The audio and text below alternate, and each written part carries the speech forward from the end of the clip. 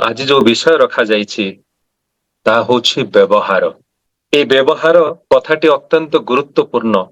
श्री श्री ठाकुर कहउचंती व्यक्ति होछि सिए जे निजको व्यक्त करे।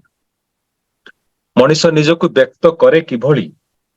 मनीष निजको व्यक्त करे तार भाषा, व्यवहार, चलन, चरित्र इत्यादि माध्यमरे। मनीष जदि व्यक्तिटी जदि निजको व्यक्त न करि पारे ताहेले से व्यक्ति हेई रुहे ना। प्रतिटी मनीष निजर कथावार्ता, व्यवहार, चलन, चरित्र देई निजको व्यक्त करि तोले, प्रकाशित करि तोले, मूर्त करि तोले। सेइथि पई भाषा, व्यवहार, कथा, अभ्यास इत्यादि एते गुरुत्वपूर्ण। श्री ठाकुर कहउचंती ए भाषा बा व्यवहार देखि बुझा जाए मनीषटी किपरि, तार चलन चरित्र देखि बुझी हुए मनीषटी केउ प्रकृतिर। ठाकुर कहउचंती ए भाषा रो उत्स होछि आदिवाक बा शब्द ब्रह्म।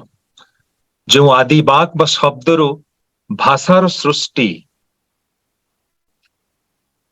ताहा सुचेई दिए मोरी भाषा। टिकेट किछि हला ना केंद्र कोन केमति फेरिबा टिकेट किछि करलो ना ठीक है यूज ना दवा पे टिकेट म्यूट कर दियंतु। मोर भाषा, कथा एवं व्यवहार सुचेई दिए जैसे आदिवाकरु सृष्टि हेई आसिथिबा मु एई जीवात्माटी किभଳି भाबरे विवर्तित हेई आजी केउ अवस्था रे पहुंचीछि। मोर भाषा सुचेई दिए जे आदिवाकरु, मोर बाक सुचेई दिए आदिवाकरु सृष्टि हेइथिबा एई बाक बा भाषा बा व्यवहार आजी केउठारे पहुंचीछि ता सुचेई दिए मोर प्रकृति को, ता सुचेई दिए मोर स्वभाव को, ता सुचेई दिए मोर चरित्र को। मनीषर भाषा, व्यवहार, चरित्र देखि बुझी हुए मनीषटी किभଳି।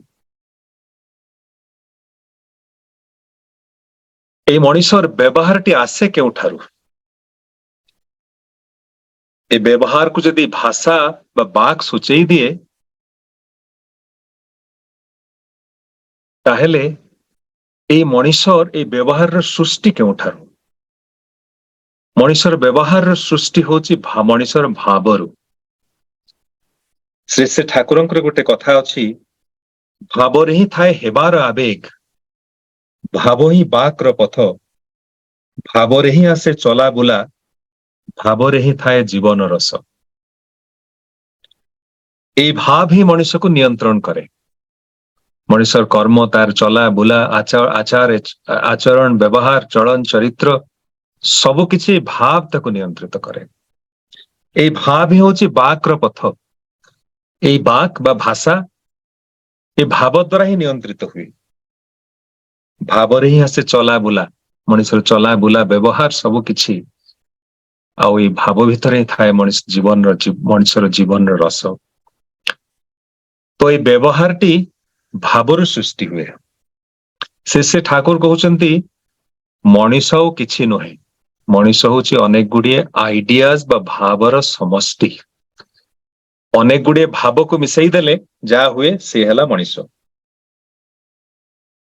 आम मानकर गोटे स्थूल शरीर अछि, आम मानकर आखि, नाक, कान, गोड़, हाथ ए सब अछि, किंतु ताहा त आम मानकर असल परिचय नहे। आम मानकर असल परिचय होछि आम मानकर भाव।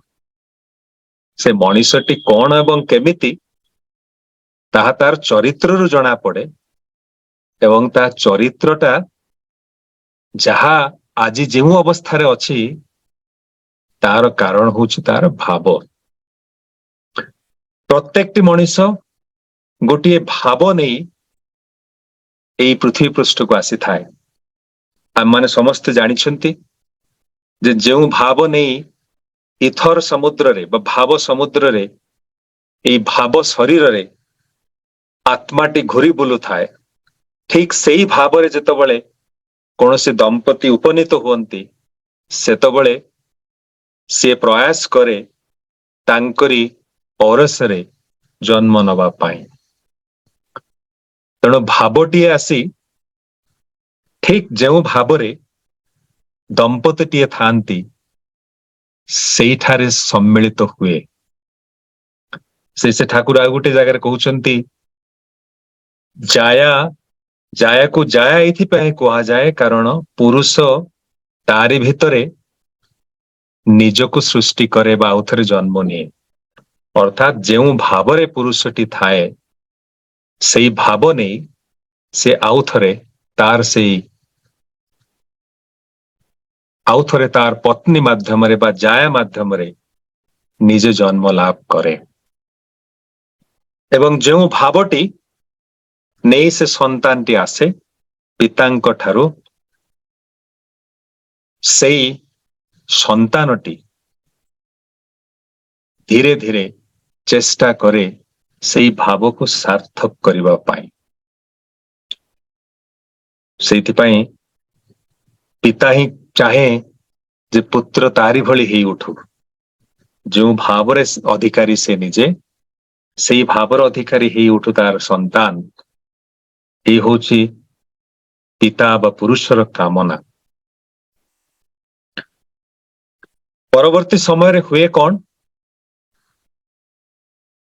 ଏଇ ଭାବ ନେଇ ଆସିଥିବା ସନ୍ତାନଟି ଭୂମିଷ୍ଠ ହେବା ପରେ ପରିବେଶ ଠାରୁ ସଂଘାତ ଲାଭ କରେ ଏବଂ ବାରମ୍ବାର ସଂଘାତ ଲାଭ କରି ଚାଲିବା ଭିତର ଦେଇ ତା ଭିତରେ ଥିବା ଭାବଟି ପରିମାର୍ଜିତ ହୁଏ।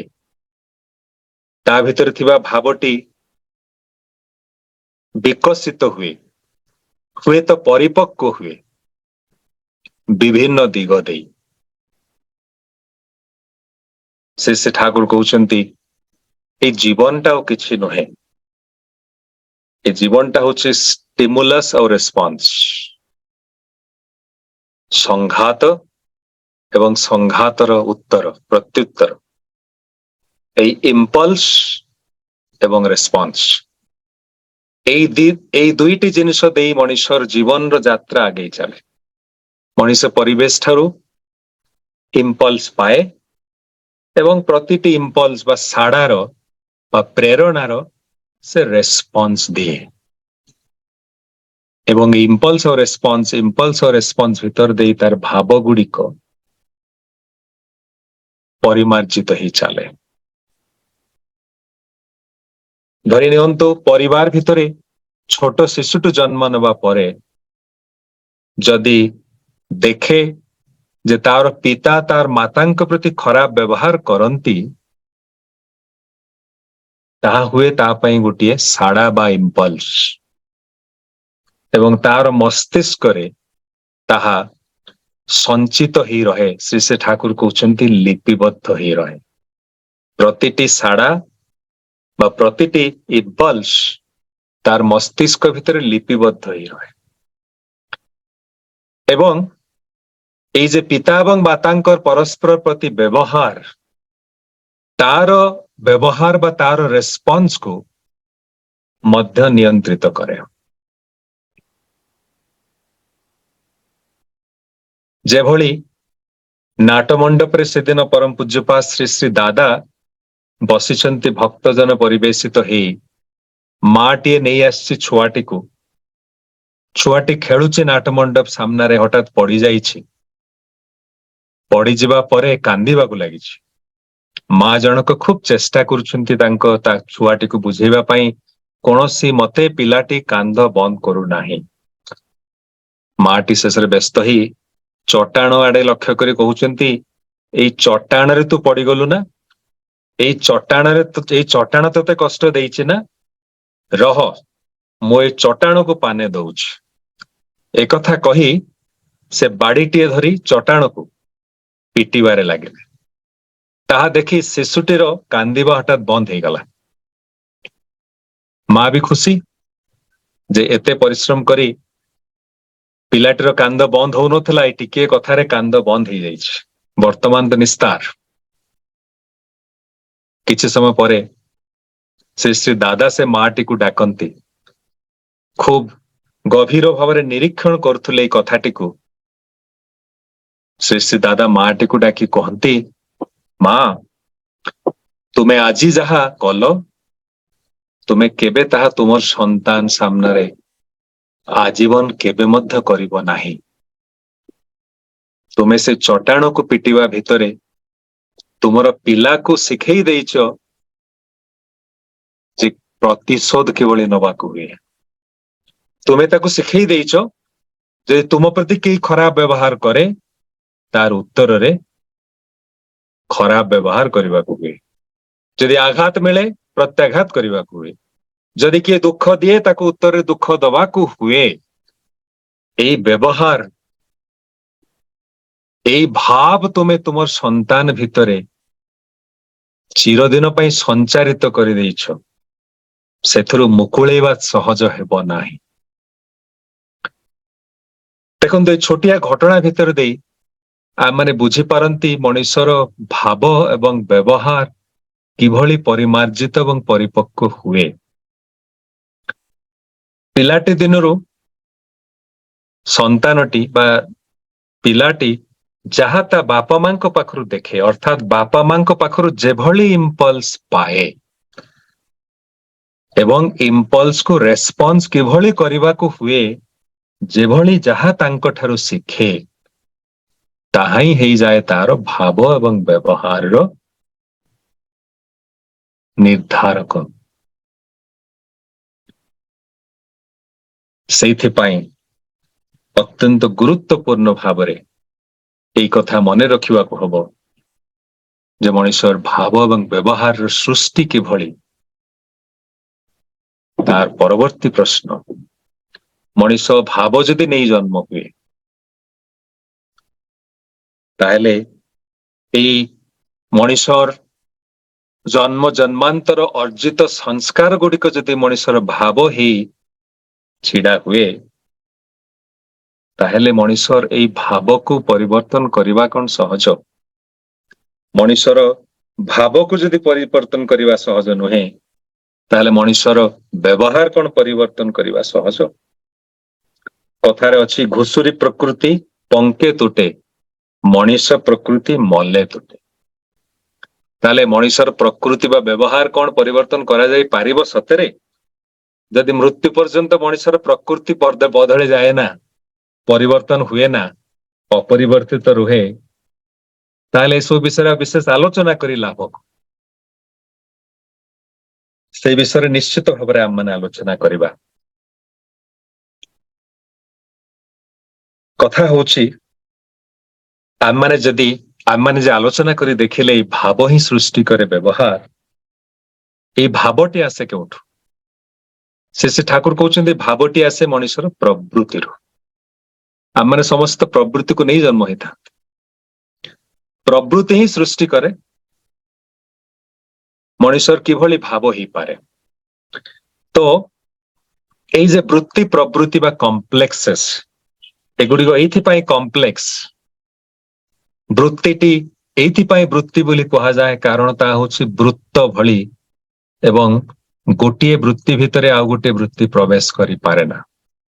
ସେମାନଙ୍କ ଭିତରେ କୌଣସି ସାମଞ୍ଜସ୍ୟ ନଥାଏ, ସେମାନଙ୍କ ଭିତରେ କୌଣସି ସଂସ୍ରବ ନଥାଏ, ସେଇଥିପାଇଁ ସେମାନଙ୍କୁ କୁହାଯାଏ ବୃତ୍ତି।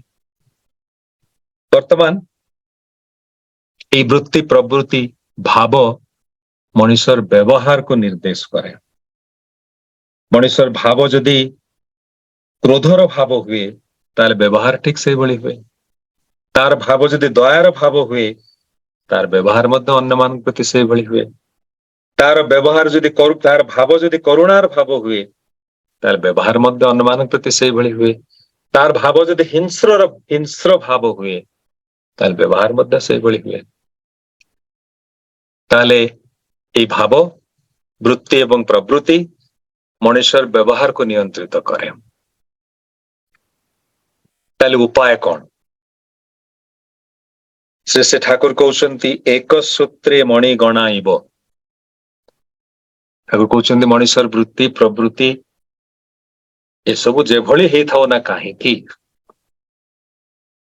ଯଦି ସବୁଗୁଡ଼ିକ ଗୋଟିଏ ସୂତାରେ ବନ୍ଧା ହେଇ ରୁହନ୍ତି ତାହେଲେ ଚିନ୍ତା କରିବାର କିଛି କାରଣ ନାହିଁ। ଗୋଟିଏ ସୂତ୍ରରେ ଯଦି ସବୁ ପ୍ରବୃତ୍ତି ଗୁଡ଼ିକ ବନ୍ଧା ହେଇ ରହନ୍ତି, ସମସ୍ତେ ଯଦି ସମସ୍ତ ପ୍ରବୃତ୍ତି ଗୁଡ଼ିକ ଯଦି ଜଣଙ୍କ ପାଖରେ ପର୍ଯ୍ୟବେସିତ ହୁଅନ୍ତି, ସମସ୍ତ ପ୍ରବୃତ୍ତି ଗୁଡ଼ିକ ଯଦି ଜଣଙ୍କ ସେବାରେ ଲଗେଇ ଦିଆଯାଇପାରେ, ସେ ଏକ ଏବଂ ଅଦ୍ୱିତୀୟଙ୍କ ପାଖରେ, ସେଇ ଜୀବନର ପରମ ଉଦ୍ଧାତାଙ୍କ ପାଖରେ, ସେଇ ଜୀବନ ସର୍ବସ୍ୱଙ୍କ ପାଖରେ, ସେଇ ସମସ୍ତ ବୃତ୍ତି ପ୍ରବୃତ୍ତି ଇନ୍ଦ୍ରିୟ ଭାବ ସମସ୍ତ କିଛି ନେଇ ଯଦି এই ସମସ୍ତଟାକୁ ଯଦି ମଣିଷର ଅଭ୍ୟାସ ବ୍ୟବହାର ଚଳନ ଚରିତ୍ର ସବୁ କିଛି ଯଦି ତାଙ୍କରି ସେବାରେ ଲଗେଇ ଦିଆଯାଏ ତାହେଲେ ଚିନ୍ତା କରିବାର କିଛି କାରଣ ନାହିଁ। ମଣିଷ ନିଜର ଭାବ ନେଇ ଚିନ୍ତା କରିବାର କାରଣ ନାହିଁ, ମଣିଷ ନିଜର ବ୍ୟବହାର ନେଇ ଚିନ୍ତା କରିବାର କାରଣ ନାହିଁ। କାରଣ ଏ ସବୁ କିଛିର ପରମ ନିୟନ୍ତା ଯିଏ, କଣ୍ଟ୍ରୋଲର ଯିଏ, ନିୟନ୍ତ୍ରଣକାରୀ ଯିଏ, ତାଙ୍କ ପାଖରେ ଯଦି ସବୁ କିଛି ସମର୍ପଣ କରି ଦିଆଯାଏ ତାହେଲେ ସବୁ କିଛି ମିନିଂଫୁଲି ଆଡଜଷ୍ଟେଡ ହେଇ ଉଠେ। ଯେତେ କିଛି ଦ୍ୱନ୍ଦ୍ୱ ଥାଉ ନା କାହିଁକି, ଯେତେ କିଛି ବିରୋଧଭାସ ଥାଉ ନା କାହିଁକି, ଯେତେ କିଛି ଆମ୍ବିଗ୍ୟୁଟିସ୍ ଥାଉ ନା କାହିଁକି, এই ବୃତ୍ତି ଗୁଡ଼ିକ ଯେଭଳି ଯେଉଁ ପ୍ରକାର ମଣିଷକୁ ଯେଉଁ ଦିଗକୁ ଟାଣନ୍ତୁ ନା କାହିଁକି, এই ସମସ୍ତ ଗୁଡା ଯଦି ଏକ ସୂତ୍ରରେ ଗୋଟିଏ ସୂତାରେ ବନ୍ଧା ହେଇଯାଆନ୍ତି ତାହେଲେ ଫଳସ୍ୱରୂପ କଣ ହୁଏ? ମଣିଷର କ୍ରୋଧର ଭାବ, ହିଂସାର ଭାବ, ଲୋଭର ଭାବ, ଦୟାର ଭାବ, କରୁଣାର ଭାବ ସବୁ ଭାବ ଗୁଡ଼ିକ ଇଷ୍ଟଙ୍କ ଭାବରେ ରୂପାନ୍ତରିତ ହେଇଯାଏ। ଇଷ୍ଟଙ୍କ ଭାବରେ ମଣିଷ ଭାବିତ ହେଇ ଉଠେ, ଇଷ୍ଟମୟ ହେଇ ଉଠେ ମଣିଷ। ତାର ସମସ୍ତ ଭାବ ଚିନ୍ତା କଥା ଆଚାର ଆଚରଣ ବ୍ୟବହାର ସବୁ କିଛି ଭିତରେ ସବୁ କିଛି ଇଷ୍ଟଙ୍କ ଦ୍ୱାରା ରଞ୍ଜିତ ହେଇ ଉଠେ।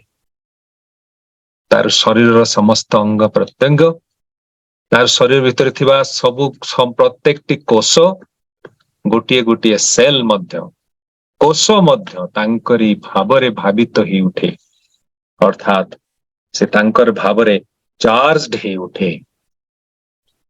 ସେତେବେଳେ କୌଣସି ବିରୋଧାଭାସ ନଥାଏ। ସେତେବେଳେ ଗୋଟିଏ ପ୍ରବୃତ୍ତି ମଣିଷକୁ ଗୋଟିଏ ଦିଗରେ ଏବଂ ଆଉ ଗୋଟିଏ ପ୍ରବୃତ୍ତି ମଣିଷକୁ ଆଉ ଗୋଟିଏ ଦିଗରେ ଟାଣି ପାରେ ନା। ସବୁ କିଛି ତାଙ୍କରି ପାଖରେ ମିନିଂଫୁଲି ଆଡଜଷ୍ଟେଡ ହେଇ ଉଠେ। ଯେତେବେଳେ ମଣିଷର ସବୁ କିଛି ତାଙ୍କ ପାଖରେ ମିନିଂଫୁଲି ଆଡଜଷ୍ଟେଡ ହେଇ ଉଠେ, ସେତେବେଳେ ସେଇ ମଣିଷକୁ କୁହାଯାଏ ବା ସେଇ ମଣିଷର ଜୀବନକୁ କୁହାଯାଏ ଏକ ଅଖଣ୍ଡ ଜୀବନ। ଯେଉଁ ଜୀବନ ଖଣ୍ଡ ବିଖଣ୍ଡିତ ହୁଏ ନା ପରସ୍ପର ବିରୋଧାଭାସ ଦ୍ୱାରା, ବିଭିନ୍ନ ବୃତ୍ତି ପ୍ରବୃତ୍ତି ଦ୍ୱାରା, ଯେଉଁ ମଣିଷ ତାର ମନ, ତାର ଇନ୍ଦ୍ରିୟ, ତାର ଭାବ ଇତ୍ୟାଦି ଦ୍ୱାରା ସେ ବିଖଣ୍ଡିତ ହେଇ ଉଠେ ନା। ଚାହେଁ ଇଷ୍ଟଙ୍କ ସେବା କରିବା ପାଇଁ, ମନ କହେ କିନ୍ତୁ ଆଜି ଅଳସୁଆ ଲାଗୁଛି, ଆଜି ନଗଲେ ହୁଅନ୍ତାନି। ଇଏ ହଉଛି ଖଣ୍ଡିତ ଜୀବନ, ଏହା କିନ୍ତୁ ଅଖଣ୍ଡ ଜୀବନ ନୁହେଁ। ଅଖଣ୍ଡ ଜୀବନ ହଉଛି ତାହା, ଅଖଣ୍ଡ ବ୍ୟକ୍ତିତ୍ୱ ହଉଛି ତାହା ଯଦି ଠାକୁରଙ୍କ ନିର୍ଦ୍ଦେଶରେ ଗୋଟିଏ କାର୍ଯ୍ୟରେ ମୁଁ ବାହାରି ପଡେ, ବାହାରିବା ରାସ୍ତାରେ ଅନ୍ୟ କୌଣସି ପ୍ରବୃତ୍ତିର ପ୍ରରୋଚନା ଯଦି ସମ୍ମୁଖରେ ଉପସ୍ଥିତ ହୁଏ, ତାହେଲେ ସେ ଠାକୁରଙ୍କ କାମରେ ଆଗେଇବା ପରିବର୍ତ୍ତେ ଅନ୍ୟ ଦିଗକୁ ଯିବାକୁ ଆରମ୍ଭ କରେ। ସେତେବେଳେ ଜୀବନଟା ହୁଏ ଖଣ୍ଡିତ ଜୀବନ। ଏ ଅଖଣ୍ଡ ଜୀବନ ହଉଛି, ଏ ଅଖଣ୍ଡ ବ୍ୟକ୍ତିତ୍ୱ ହଉଛି ଠିକ ସେଇ ଏକ ସୂତ୍ରେ ମଣିଗଣା ଇବ ଭଳି ଗୋଟିଏ ସୂତ୍ରରେ ସମସ୍ତଟା ବନ୍ଧା ହେଇଥିବା ଭଳି। ଯେତେବେଳେ ମଣିଷ ସେ ଗୋଟିଏ ସୂତ୍ରରେ ବନ୍ଧା ହୁଏ, ତାର ସମସ୍ତ କିଛି ସେଇ ଗୋଟିଏ ସୂତ୍ରରେ ବନ୍ଧା ହୁଏ, ସେ ଇଷ୍ଟଙ୍କ ପାଖରେ। ଏବଂ ସେଇ ଗୋଟିଏ ଭାବ ତା ଭିତରେ ଗଭୀରତମ ଭାବ ହେଇ ଉଠେ, ଯାହା ହଉଛି ମୁଁ ହଉଛି ଇଷ୍ଟଙ୍କର ସେବକ, ମୁଁ ତାଙ୍କର ସେବକ, ତା ଛଡା ଆଉ ମୁଁ କିଛି ନୁହେଁ। ସେତେବେଳେ ଫୁଟି ଉଠେ ତାହା, ସେଇ ଭାବଟି ଫୁଟି ଉଠେ ତାର ଚରିତ୍ର ଭିତରେ, ତାର ପ୍ରକୃତି ଭିତରେ, ତାର ଅଭ୍ୟାସ ଭିତରେ, ତାର ବ୍ୟବହାର ଭିତରେ, ତାର ଚଳନ ଚରିତ୍ର ଭିତରେ ସେ ବାସ୍ତବିକ ଭାବରେ ହେଇ ଉଠେ ସେ ଦକ୍ଷ, ବିଜ୍ଞ, ପ୍ରାଜ୍ଞ, ଜ୍ଞାନୀ, ମହିୟସୀ ହେଇ ଉଠେ ସେ ଏକ ଉତ୍କର୍ଷ ଜୀବନ ଯାତ୍ରାର ଯାତ୍ରୀ। ଏଇ ହଉଛି ତ ଜୀବନ ଯାତ୍ରାର ଉଦ୍ଦେଶ୍ୟ। ଆମମାନଙ୍କ ଜୀବନ ଯାତ୍ରାର ଉଦ୍ଦେଶ୍ୟ ହଉଛି ଯୋଉ ଯାତ୍ରା ଆରମ୍ଭ ହେଇଥିଲା ଅନେକ ଦିନରୁ ଲକ୍ଷ ଜନି ଅତିକ୍ରମ କରି ଏଇ ମଣିଷ ଜନ୍ମରେ ପଦାର୍ପଣ। ପ୍ରଥମ ଅବସ୍ଥା ହଉଛି ଅସଭ୍ୟ ମଣିଷ, ଅସଭ୍ୟ ମଣିଷର ଅସଭ୍ୟ ବ୍ୟବହାର।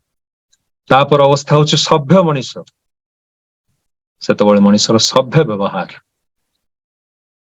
ତାପରେ ଶ୍ରେଷ୍ଠ ମଣିଷ, ଶ୍ରେଷ୍ଠତର ମଣିଷ, ଶ୍ରେଷ୍ଠତମ ମଣିଷ। ଏଇ ତ ହଉଛି ଚରମ ଉତ୍କର୍ଷ ବା ପୂର୍ଣ୍ଣାଙ୍ଗ ଜୀବନ ଆଡକୁ ଏଇ ଯୋଉ ଯାତ୍ରା।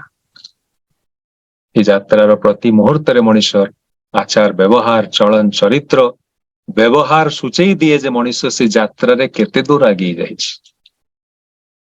এই যে ଠାକୁର କହିଲେ ଭାଷା ଓ ବ୍ୟବହାର ହଉଛି ଆଦିବାକ, ଆଦି ଭାଷା ବ୍ୟବହାର ଉତ୍ସ ହଉଛି ଆଦିବାକ।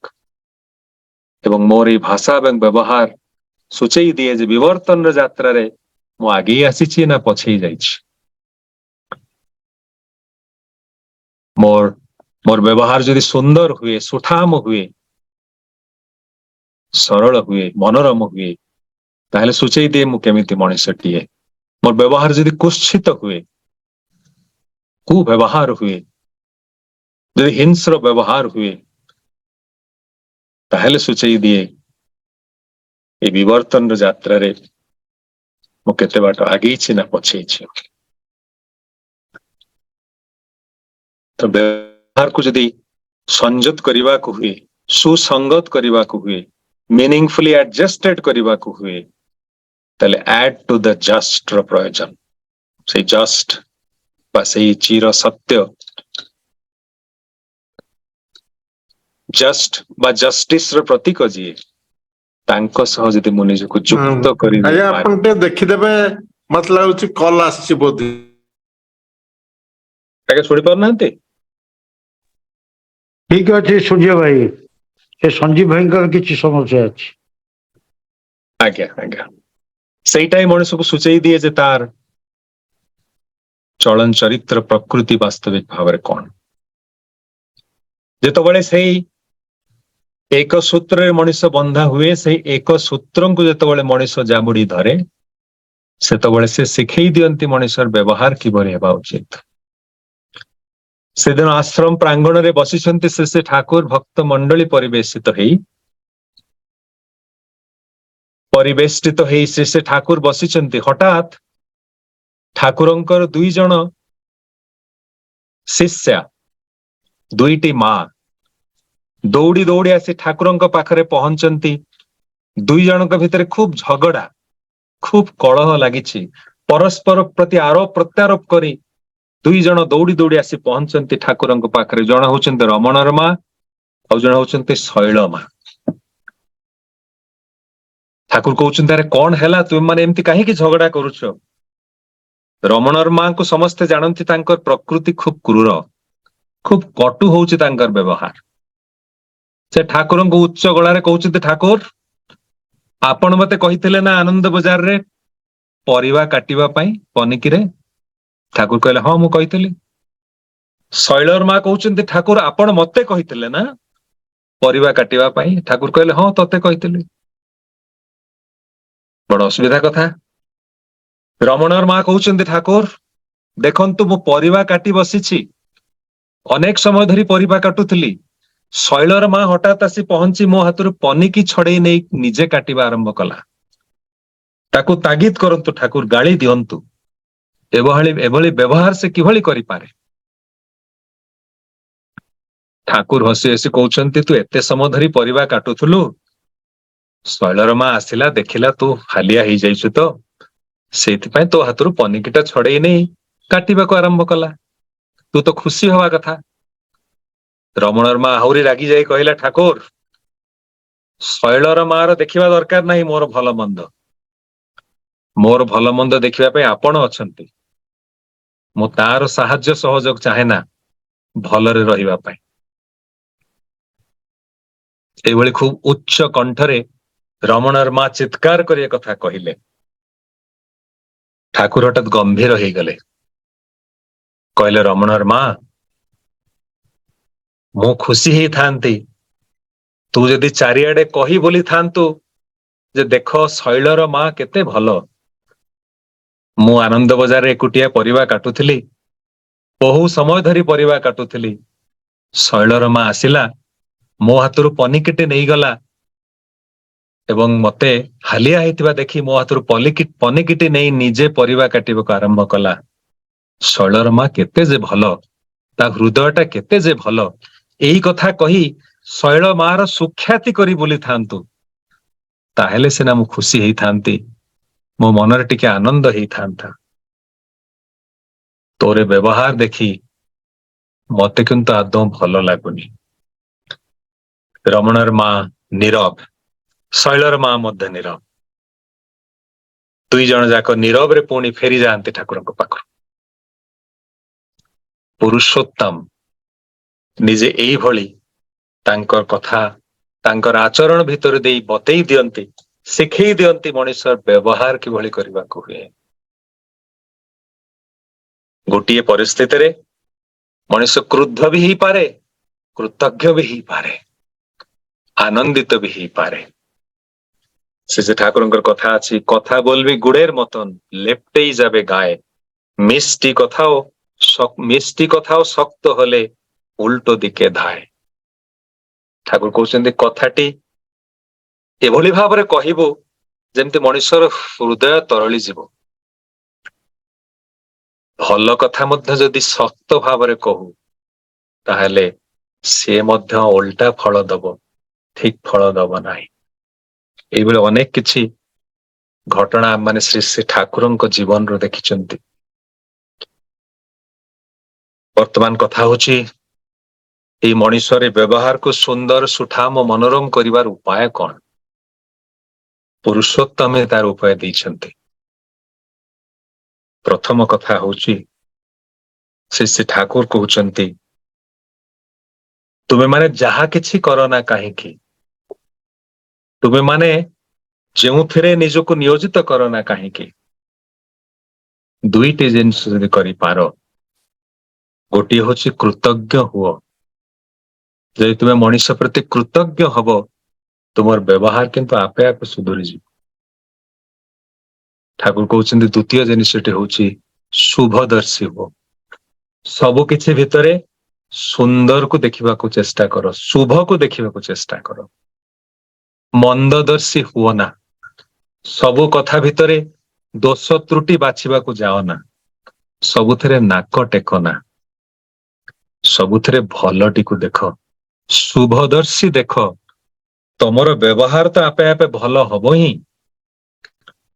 ଅନ୍ୟମାନଙ୍କର ବ୍ୟବହାର ମଧ୍ୟ ତୁମ ପ୍ରତି ଭଲ ହେଇ ଉଠିବ, ଏଥିରେ ସନ୍ଦେହ ନାହିଁ। କୃତଜ୍ଞତା ଏବଂ ଶୁଭଦର୍ଶିତା ବ୍ୟବହାରକୁ ସଜାଡ଼ିବାର କେତେ କୁଶଳ, କେତେ ଉପକାରୀ ଆମେ ମାନେ କଳ୍ପନା ମଧ୍ୟ କରିପାରିବା ନାହିଁ। ସେ ଠାକୁର ପୁଣି କହୁଛନ୍ତି, ଠାକୁର କହିଛନ୍ତି ଏଇ ଗୋଟିଏ ବାଣୀ ଯାହା ମୁଁ ବାଇବେଲରୁ ପଢିଥିଲି, ଯାହା ମୋର ପରବର୍ତ୍ତୀ ଜୀବନକୁ ଅନେକ ସମୟରେ ପ୍ରଭାବିତ କରିଥିଲା। କଥାଟି ହଉଛି ଡୁ unto others as you wish to be done by। ତୁମେ ଯେଭଳି ଭାବରେ ଅନ୍ୟଠାରୁ ବ୍ୟବହାର ଚାହଁ, ଅନ୍ୟକୁ ଠିକ ସେଇଭଳି ଭାବରେ ବ୍ୟବହାର କର। ତୁମେ ଯଦି ଅନ୍ୟଠାରୁ ପ୍ରଶଂସା ଚାହଁ, ଅନ୍ୟକୁ ପ୍ରଶଂସା କର। ତୁମେ ଯଦି ଅନ୍ୟଠାରୁ ଭଲ କଥା ପଦେ ଶୁଣିବାକୁ ଚାହଁ, ଅନ୍ୟକୁ ଭଲ କଥା କୁହ। ତୁମେ ଯଦି ଅନ୍ୟଠାରୁ ସାହାଯ୍ୟ ସହଯୋଗ ପାଇବାକୁ ଚାହଁ, ଅନ୍ୟକୁ ସାହାଯ୍ୟ ସହଯୋଗ କର। ତାହା ଛଡା ଅନ୍ୟ କୌଣସି ଉପାୟ ନାହିଁ। ଶ୍ରୀ ଠାକୁର କହିଛନ୍ତି ଅନ୍ୟକୁ ତୁମେ ଯେତେ ବଡ କରିପାରିବ, ସେତିକି ବଡ ନିଜେ ତୁମେ ହେଇପାରିବ। ତା ଛଡା ବଡ ହବାର ଉପାୟ ଆଉ କିଛି ନାହିଁ। ସେଇ ହଉଛି ଏକମାତ୍ର ଉପାୟ, ଏକମାତ୍ର ପଥ। ଆଉ ଗୋଟେ ଉପାୟ ସେ ଠାକୁର ଦେଇଛନ୍ତି। ଠାକୁର କହୁଛନ୍ତି ବିନୟ ପରି ସମ୍ମୋହନ କାରକ ଆଉ କିଛି ନାହିଁ। ତୁମେ ଯଦି ବିନୟୀ ହୁଅ, ହମ୍ବଲ ହୁଅ, ପୋଲାଇଟ ହୁଅ, ତାହେଲେ ତୁମେ ଅନ୍ୟମାନଙ୍କୁ ସମ୍ମୋହନ କରିପାରିବ, ଆକର୍ଷଣ କରିପାରିବ ତୁମ ଆଡକୁ। ପୁଣି ଠାକୁର କହୁଛନ୍ତି ସତ୍ୟାନୁସରଣରେ, ଅହଂକୁ ତ୍ୟାଗ କର, ପ୍ରେମର ପ୍ରାର୍ଥନା କର, ଜଗତ ତୁମ ଆଡକୁ ଆକୃଷ୍ଟ ହେବ ହିଁ ହେବ। କଥା ଗୁଡିକ ଅତି ସାଧାରଣ ଏବଂ ସରଳ, କିନ୍ତୁ ତା ଭିତରେ ଜୀବନର ଏଇ ଯୋଉ ଉପାଦାନ ଗୁଡିକ ଏଭଳି ଭାବରେ ଗୁନ୍ଥି ହେଇ ରହିଛି। ଏଇ ଛୋଟିଆ ଛୋଟିଆ କଥାକୁ ଯଦି ଜୀବନର ପ୍ରତି ପଦକ୍ଷେପରେ ପାଳନ କରିବାକୁ ଆମେ ମାନେ ପ୍ରୟାସ କରନ୍ତି, ଦୃଢ ପ୍ରତିଜ୍ଞାର ସହିତ ଅଙ୍ଗୀକାରବଦ୍ଧ ହେଇ, ତାହେଲେ ଆମମାନଙ୍କ ଜୀବନରେ ପରିବର୍ତ୍ତନ ହବ ହିଁ ହବ, ସେଥିରେ କୌଣସି ସନ୍ଦେହ ନାହିଁ। ସେ ଠାକୁର କହୁଛନ୍ତି ଏଇ ବ୍ୟବହାରଟା ହଉଛି ରେସ୍ପଣ୍ଡ କରିବା। ମତେ ଯେଭଳି ଜଣେ ବ୍ୟବହାର କରେ, ତାର ପ୍ରତ୍ୟୁତ୍ତରେ ମୁଁ କିଭଳି ବ୍ୟବହାର କରେ, ଏବଂ ମୋର ବ୍ୟବହାରଟି ସେତିକି ସୁନ୍ଦର ସୁଠାମ ହେଇପାରିବ ଯେତିକି ଅଧିକ ଗ୍ରହଣକ୍ଷମ ମୁଁ ହେବି। ଦୁନିଆ ଠାରୁ କିଭଳି ମୁଁ ଇମ୍ପଲ୍ସ ପାଇପାରେ ତାହା ମୋ କଣ୍ଟ୍ରୋଲରେ ନାହିଁ। କିଏ ମତେ ଗାଳି ଦେଇପାରେ, କିଏ ମତେ ନିନ୍ଦା କରିପାରେ, କିଏ ମୋ ସହ କଳହ କରିପାରେ। ତାର ଅର୍ଥ ନୁହେଁ ଯେ ମୁଁ ଅନ୍ୟର ନିନ୍ଦା କରିବି, ତା ସହ ଝଗଡା ବା କଳହ ଇତ୍ୟାଦି କରିବି ବା ତାର କୁଖ୍ୟାତି କରିବି। ପ୍ରତିକୂଳ ବ୍ୟବହାର ପାଇବା ସତ୍ତ୍ୱେ ମଧ୍ୟ ଅନୁକୂଳ ବ୍ୟବହାର କିଭଳି କରାଯାଇପାରେ, ସେ ଠାକୁର କହୁଛନ୍ତି ଉପାୟ ହଉଛି ଗ୍ରହଣକ୍ଷମ ହବା। ଭକ୍ତମାନଙ୍କ ସହ ବସିଛନ୍ତି ଠାକୁର କହୁଛନ୍ତି ଏଇ ଧର, ମୁଁ ତୁମମାନଙ୍କ ସାଙ୍ଗରେ ଏକ ତତ୍ଵର କଥା ଆଲୋଚନା କରୁଛି। ହଠାତ୍ ଜଣେ ବ୍ୟକ୍ତି ଆସି ଏଠାରେ ପହଞ୍ଚି ମତେ କହିଲା, ଠାକୁର 3 ଦିନ ହେଲା ଘରେ ଖାଇବାକୁ ନାହିଁ। ମୁଁ ଅତ୍ୟନ୍ତ ଏକ ଗୁରୁତ୍ୱପୂର୍ଣ୍ଣ ବିଷୟରେ ତୁମମାନଙ୍କ ସହ ଆଲୋଚନା କରୁଛି। ସେଇ ବ୍ୟକ୍ତିର କଥାଟି ନିଶ୍ଚିତ ଭାବରେ ମୋର କଥାର ଯୋଉ ପ୍ରକ୍ରିୟା ସେଥିରେ ବିଭ୍ରାଟ ସୃଷ୍ଟି କରିଛି। ମୁଁ ଡେଫିନାଇଟଲି ଡିଷ୍ଟର୍ବ ହେଇଛି, ସାମାନ୍ୟ ବିକ୍ଷପ୍ତି ମନ ଭିତରେ ଆସିଛି, ବିରକ୍ତି ଆସିଛି। ଲୋକଟି କଣ ଟିକେ ଅପେକ୍ଷା କରିପାରି ନଥାନ୍ତା? ଏଇଭଳି ବିରକ୍ତିର ଭାବ ଆସିଛି।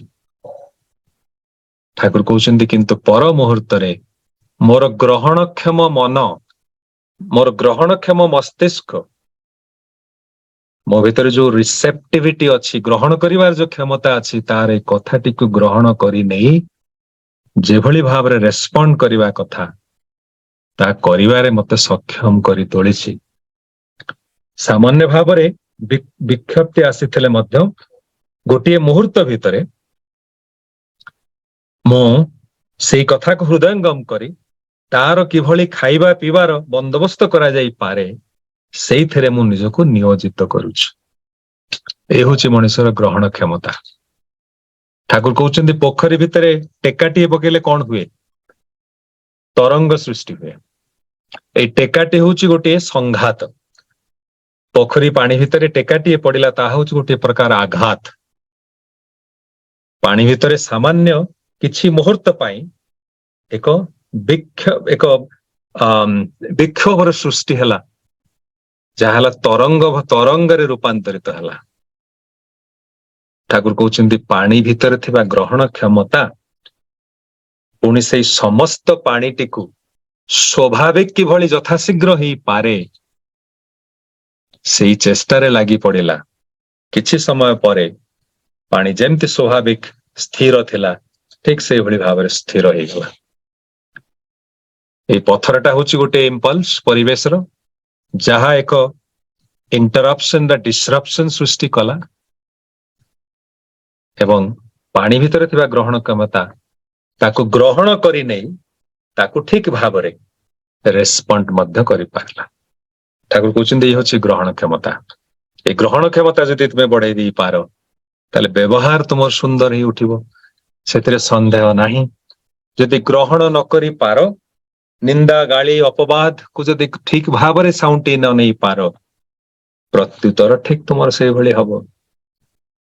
ମଶାଟିଏ କାମୁଡିଲେ ଯାହା ହଉଛି ପରିବେଶର ସଂଘାତ, ପ୍ରତ୍ୟୁତ୍ତରରେ ମଶାଟିକୁ ମାରି ଦିଆଯାଇପାରେ, ମଶାଟିକୁ ତଡ଼ି ଦିଆଯାଇପାରେ, ବା ତାର ଉତ୍ତରରେ ମଣିଷ ମଶାରୀ ଟାଙ୍ଗି ଶୋଇପାରେ। ମଣିଷ କିଭଳି ରେସ୍ପଣ୍ଡ କରେ ତାହା ନିର୍ଭର କରେ ତାର ଗ୍ରହଣ କ୍ଷମତା ଉପରେ। ଗ୍ରହଣ କ୍ଷମତା ଯଦି ମଣିଷର ବଢିଯାଏ ତାହେଲେ ସମସ୍ତଟାକୁ ଠିକ ଭାବରେ ନିୟନ୍ତ୍ରିତ କରି ନେଇପାରେ ସେଇ ମଣିଷ। ତା ଜୀବନରେ ସେତେବେଳେ ଆସିପାରେ ନିୟନ୍ତ୍ରଣ, ସମାଧାନ ଏବଂ ସାମଞ୍ଜସ୍ୟ। ସତ୍ସଙ୍ଗର ସମୟ ସୀମିତ, ଅନେକ ସମୟ ଅତିକ୍ରାନ୍ତ ହେଇଯାଇଛି ଆଲୋଚନା ଭିତରେ। ଏକ ବିଶାଳ ହେଉଛି ବିଷୟ, ଶବ୍ଦ ହେଉଛି ଗୋଟିଏ ବ୍ୟବହାର, କିନ୍ତୁ ତା ପଛରେ ଲୁଚି ରହିଛି ସୃଷ୍ଟିର ରହସ୍ୟ, ରହିଛି ଆଦି ବାକ୍ ସୃଷ୍ଟିର ପ୍ରାରମ୍ଭ, ତା ଭିତରେ ଲୁଚି ରହିଛି ବ୍ୟକ୍ତି ଜୀବନର ରହସ୍ୟ, ତା ଭିତରେ ଲୁଚି ରହିଛି ଅନେକ କିଛି। କିନ୍ତୁ ସମୟର ଏଇ ଯେ ସୀମିତତା ଦୃଷ୍ଟିରୁ ଆଜି ଆଲୋଚନା ଏଇଠି ରଖିବା। ଏଇଠି ମୁଁ ସାଙ୍ଗ କରିବି ମୋ ବକ୍ତବ୍ୟ ଆପଣମାନଙ୍କର ସମସ୍ତଙ୍କର ପ୍ରତି ପ୍ରତ୍ୟେକଙ୍କର ପରିବେଶର ସର୍ବାଙ୍ଗୀନ ମଙ୍ଗଳ କାମନା କରି ପରମ ପିତାଙ୍କର ଆତୁଳ ଚରଣରେ ବନ୍ଦେ ପୁରୁଷୋତ୍ତମ। ଜୟ ଜୟ।